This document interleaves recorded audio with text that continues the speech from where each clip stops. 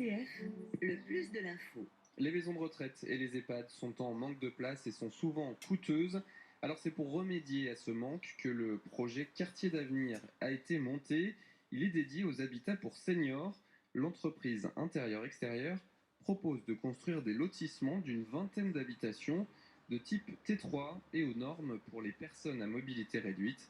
Marie Grosbois est allée rencontrer l'initiateur du projet. Des maisons montées en 4 jours, équipées et adaptées aux personnes âgées. C'est le projet de Frédéric Adriance, auto-entrepreneur. Le concept est innovant car il propose de construire des logements en périphérie des métropoles qui soient adaptés aux personnes âgées. Le but est de mettre la personne âgée au centre du dispositif en lui facilitant la vie grâce à une architecture et des services adaptés à la perte d'autonomie. Eh bien, on va se positionner le plus proche possible des centres-bourgs de façon à pouvoir intégrer les services ou les commerces qui existent déjà et que les personnes âgées puissent revenir dans la vie, ce qui n'est pas le cas aujourd'hui puisqu'on sait que beaucoup de gens sont isolés et l'isolement fait que c'est accélérateur de perte d'autonomie. Et on va associer à ces quartiers les services évidemment, c'est-à-dire qu'on va pouvoir compléter les services qui n'existent pas dans la collectivité, dans la commune par exemple. Et la deuxième chose, c'est qu'on va les ouvrir sur l'ensemble de la collectivité. Donc on est sur des loyers très raisonnables et des prix très raisonnables, ce qui fait que ça correspond à beaucoup plus de budget que ce qui est proposé aujourd'hui sur le marché. Ces quartiers d'avenir, c'est qu'en fait, ils doivent être proposés au plus grand nombre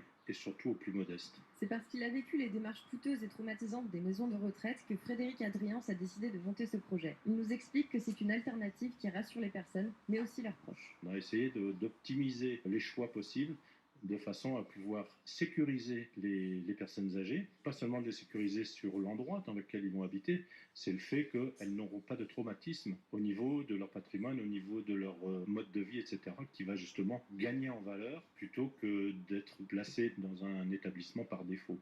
Et les loyers maximum de ces habitations tourneront autour de 500 à 600 euros.